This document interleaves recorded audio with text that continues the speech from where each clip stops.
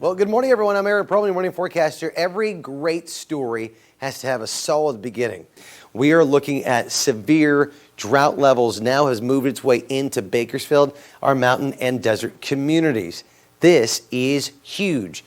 We're talking 364 days ago. We're almost there.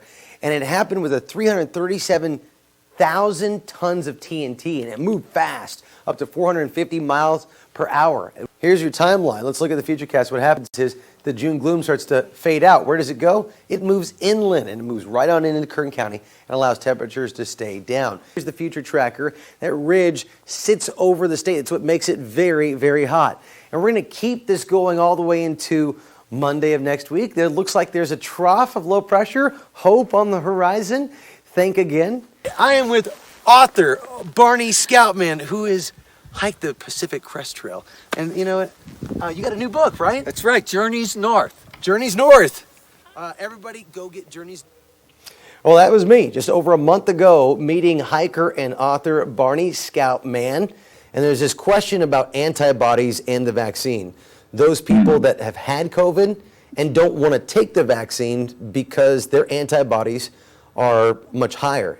Now, we're told to follow the science. Is that scientifically correct? It's not scientifically correct. Right now, I feel like every day there seems to be allegations of voter fraud announced.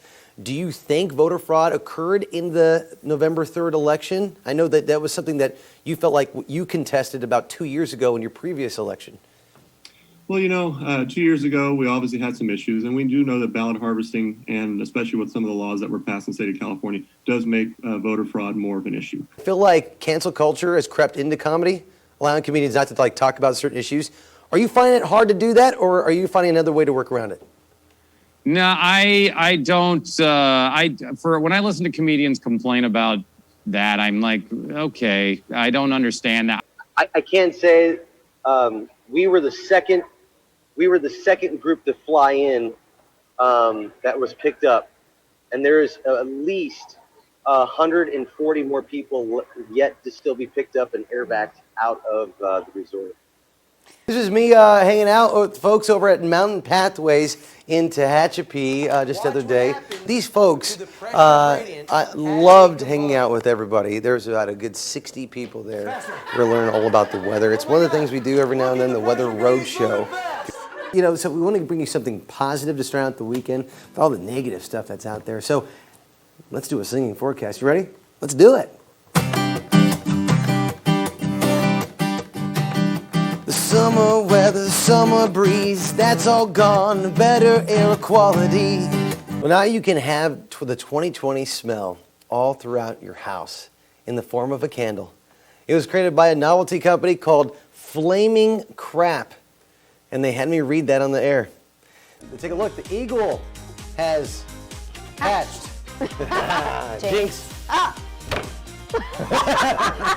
LJ, our director, zoom in right here. Let me show you something I learned from her, from America's Next Top Model. Are you going to smize? I'm going to give you my greatest smize. You ready?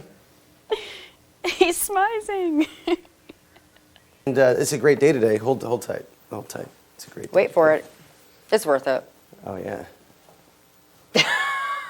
it's 3 Across America Day. Oh my gosh, I tell you, you never know what you're gonna get. Here's a hint, it deals with things that go whoosh,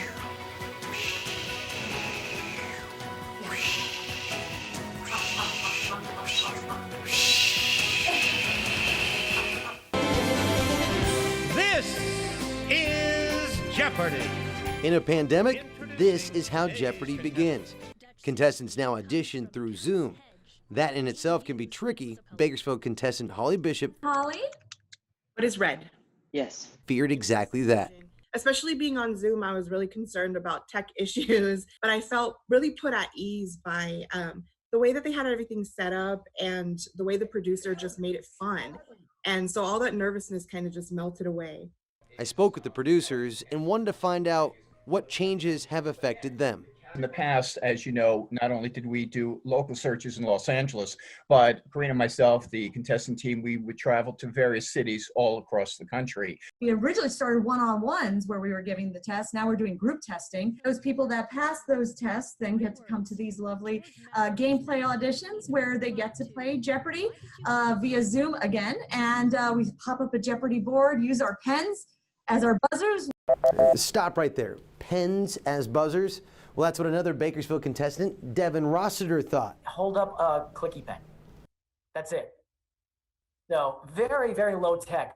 But I think what they were looking for more than anything else was, how do you come across on camera? What's your personality? How do you engage with the questions and the answers and the board?